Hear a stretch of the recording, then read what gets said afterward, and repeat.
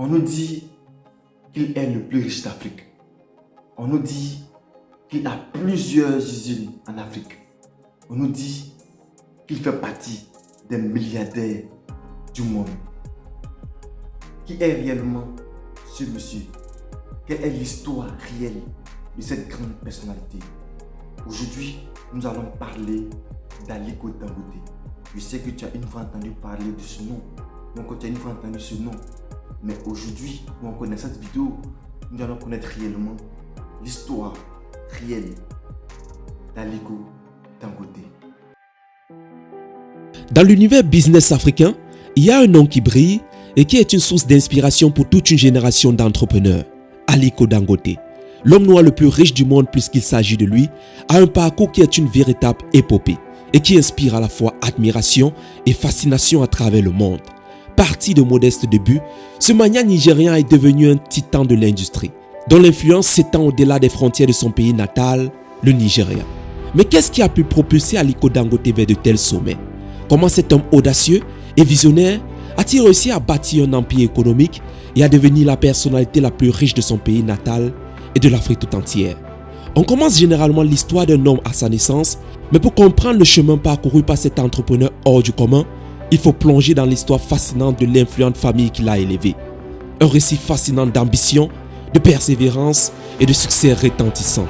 Accrochez-vous, car nous allons vous amener dans un voyage captivant à travers l'histoire et la vie d'Aliko Dangote, un homme dont la détermination et la vision ont redéfini les limites du possible en Afrique et au-delà. Prenez place et let's go! Les racines de l'ascension d'Aliko Dangote se trouvent à 240 km au sud du Sahara, dans sa ville natale de Kano, la deuxième plus grande ville du Nigeria. Cette métropole de 4 millions d'habitants est un centre commercial et une plaque économique tournante depuis sa création au Xe siècle. Des parfums égyptiens, des cuirs, en passant par l'arachide et le coton, sont des produits qui ont à travers l'histoire dominé l'économie de la ville.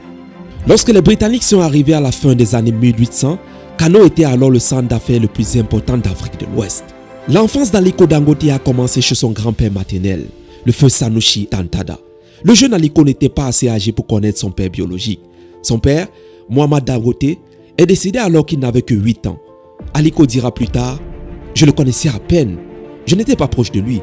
J'ai été élevé par mon grand-père maternel, feu Sanusi Dantada. » Il était classé parmi les citoyens les plus riches de Kano et cultivait des produits de base comme l'avoine et le riz. Sanusi Dantada a insisté pour élever personnellement son petit-fils, ce qui n'était pas inhabituel dans la culture du nord du Nigeria. Il a inculqué l'état d'esprit d'homme d'affaires au jeune Aliko.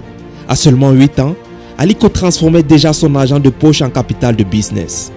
À un âge où les enfants se précipitent sur leurs camarades d'école pour obtenir des bonbons et des friandises dans la cour de récré, le jeune Aliko achetait des cartons de sucre, des biscuits ou d'autres bonbons en gros et les revendait à ses camarades de classe et autres étudiants de son école en petite quantité, mais à un prix légèrement plus élevé. Cet esprit entrepreneurial du jeune Aliko peut être également perçu comme une forme d'héritage de son arrière-grand-père maternel, Al-Hassan Dantada. Il était un puissant homme d'affaires du nord du Nigeria et faisait du commerce des noix de cola et d'arachide. Al-Hassan Dantada était un distributeur de produits européens au début des années 1900. Il approvisionnait de grandes sociétés commerciales britanniques en matières premières et avait également des intérêts commerciaux sur le Ghana. Au moment de sa mort en 1955, il était considéré comme l'homme le plus riche d'Afrique de l'Ouest. Il est donc clair que contrairement à beaucoup d'entrepreneurs à succès qui ont grandi dans des conditions difficiles, Aliko Dangote est issu d'une famille très aisée et a évolué dans une atmosphère entrepreneuriale pouvant à tout moment susciter l'éclosion de son talent et de sa passion pour le business. Après avoir terminé ses études primaires, il poursuit ses études secondaires à la Capital High School et s'envole ensuite pour l'Égypte pour y poursuivre ses études supérieures à l'université Al-Azhar au Caire, où il a obtenu un diplôme en gestion et administration des affaires. Aliko Dangote dira plus tard qu'il a été formé par 2 écoles, l'école de son grand-père et l'école occidentale. En observant son grand-père maternel mener des transactions commerciales dans l'entreprise familiale, il a vu de ses propres yeux comment les marchandises étaient achetées, les biens étaient échangés, comment les facilités de crédit étaient approuvées. Il a vu et saisi le système avec lequel les débiteurs étaient traités et comment les commerçants venaient de loin pour faire les affaires avec la célèbre famille Dantada de Kano. L'année 1977 est très significative dans la vie du Nigeria en tant que nation, mais surtout dans la vie du jeune Aliko Dangote. Le Nigeria, qui a obtenu son indépendance le 1er octobre 1960, avait 17 ans en tant que nation libre et indépendante. Après une période de violence sanglante pendant la guerre du Biafra de 1967 à 1970, le Nigeria semblait passer d'un régime militaire à un autre régime militaire, de coup d'État à coup d'État. Le bâton du pouvoir militaire passa du général Murtala Rahman Mohammad, assassiné lors d'un coup d'État avorté le 13 février 1976, au général Olusegun Obasanjo, qui lui succéda. Le général Obasanjo prendra des mesures fortes et décida de changer le visage du paysage infrastructurel du Nigeria en injectant massivement des fonds gouvernementaux dans la construction des routes, des ponts, d'autoroutes modernes et de logements. C'est pendant cette période que le jeune Aliko, alors âgé de seulement 20 ans, a su saisir sa chance et s'est rendu chez son oncle pour obtenir un prêt de $3 000, environ 500 000 naira à l'époque. Son idée initiale était de pouvoir importer du ciment au Nigeria pour certains travaux en construction en cours dans le pays. Il a commencé à négocier des matières premières et des matériaux de construction en 1977. Lorsqu'il est arrivé à Lagos la même année, il vivait chez son oncle Ousmane Sanusi Dantata. Bien qu'il fût jeune, Aliko a commencé à apprendre l'art des négociations commerciales chez son oncle à Lagos. Il a été exposé à l'élite de Lagos. Il a commencé à s'intégrer dans les cercles sociaux, commerciaux, religieux et politiques de la ville économique. En observant son oncle diversifier ses activités commerciales dans l'agriculture, la fabrication, le transport, l'importation et l'exportation, Aliko a compris que le sens des affaires consistait à ne pas mettre tous ses œufs dans le même panier. Mais plus tard, cet esprit de diversification qu'Aliko Dangote a appris chez son oncle Ousmane a été poussé à un niveau supérieur. Aliko a mis à jour les stratégies apprises et les a améliorées, en s'entourant des personnes toujours plus qualifiées que lui dans des domaines spécialisés nécessitant de l'expertise technologique ou scientifique. Bientôt, très bientôt, le jeune Aliko Dangote deviendra inarrêtable. En 1978, il accélère son business d'importation de ciment en achetant des camions et en les revendant à d'autres pour réaliser des bénéfices. L'entreprise a connu un succès, mais il a finalement décidé de l'arrêter et de se concentrer sur l'importation de sucre, de riz et d'autres produits de première nécessité. Le jeune Dangote était naturellement doué en tant que commerçant. Il importait du sucre du Brésil et du riz de Thaïlande, puis les revendait localement avec une marge bénéficiaire importante. Il a été en mesure de rembourser le prêt de $3 000 de son oncle dans les 3 mois ayant suivi le lancement de son business d'importation et de commerce. En 1960, le Niger a compté environ 35 millions d'habitants. Mais en l'espace d'une décennie, la population du pays est passée à 50 millions d'habitants et n'a cessé de croître depuis lors. Cette population nigériane avait besoin de se nourrir, de s'habiller et les millions de Nigérians qui se déplaçaient chaque jour vers les centres urbains dans le cadre de l'exode rural avaient besoin d'être logés. Le jeune Aliko Dangote a très vite compris qu'il fallait se concentrer sur ces 3 domaines vitaux des besoins des populations nigérianes, l'alimentation, les vêtements et le logement, afin de répondre ainsi au problème de la population croissante de la nation la plus peuplée d'Afrique.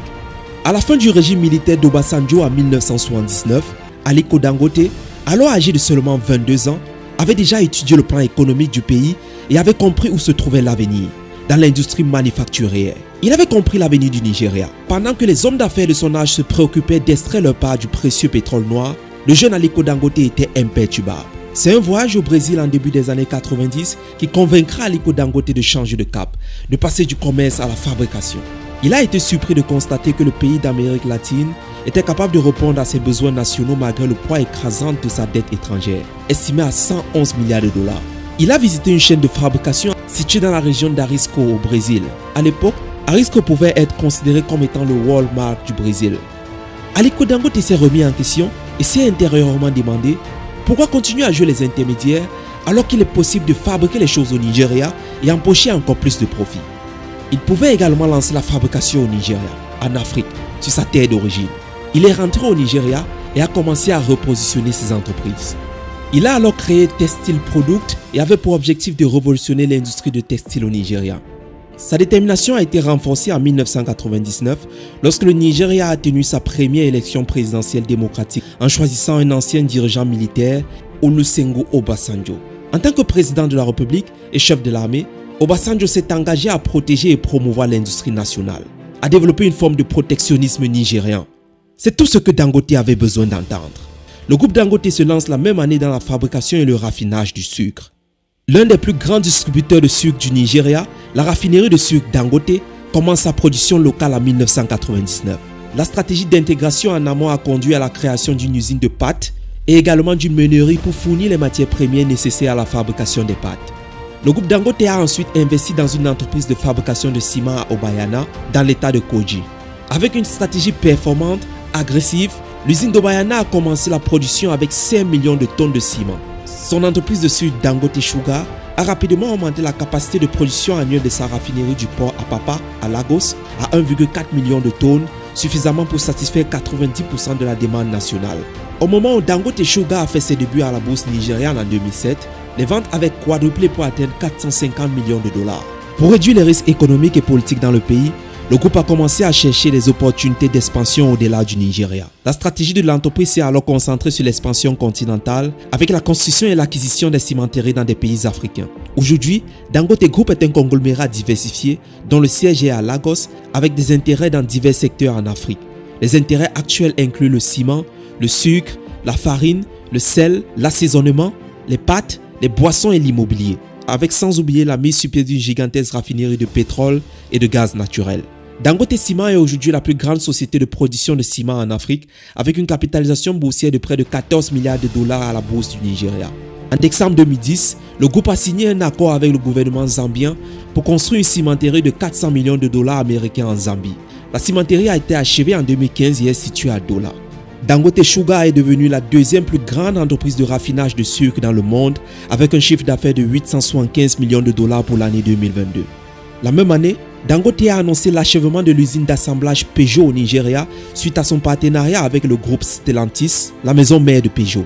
Le groupe s'est également diversifié dans le secteur du pétrole et du gaz. La raffinerie Dangote a été inaugurée en mai 2023 et se situe sur un site de 2500 hectares dans la zone de Lekki, dans l'état de Lagos.